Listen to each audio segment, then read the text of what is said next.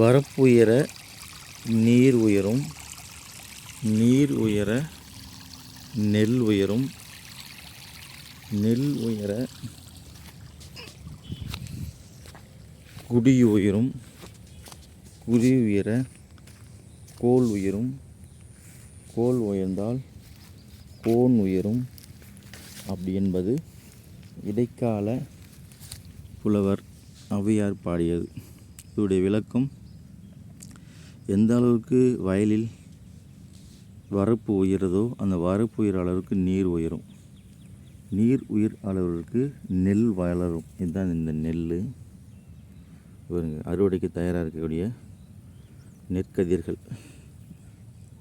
இந்த நெல் உயர்ந்தால் குடி உயர்னா குடிமக்கள் வாழக்கூடிய அந்த விவசாய குடிமக்களுடைய வாழ்வு உயரும்.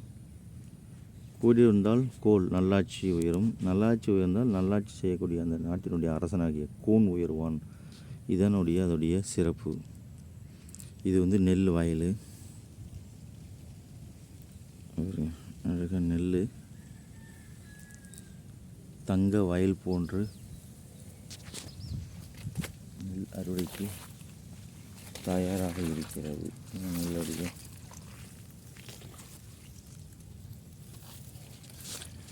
ஒரு நெல் மணி கதிர்.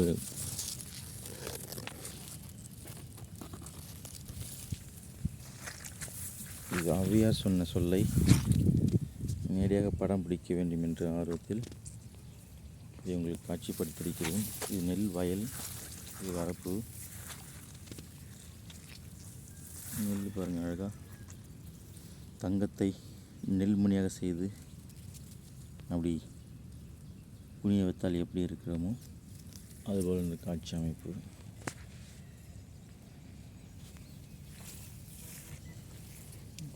இன்னும் இந்த கிராமமாக இருப்பதற்கும் விவசாய மக்கள் மகிழ்ச்சியாக இருப்பதற்கும் இந்த நெல் என்ற ஒரு சொல் என்ற தமிழும் இருக்கும் வரை இந்த தமிழும் வாழும், தமிழுக்கும் வாழ்வார்கள். இதான் வாய்க்கா வரப்புன்னு சொல்லுவாங்களா, வாய்க்கா வரப்பு. இதுதான் வாய்க்கால், தோப்பு, துறவு. வாய்க்கால், வரப்பு, தோப்பு, துறவு, வயல், காடுன்னு சொல்லக்கூடிய கழனி. வயல் இங்கே தஞ்சாவூர் சைடில் வயலும் வாழும்னு சொல்லுவாங்க.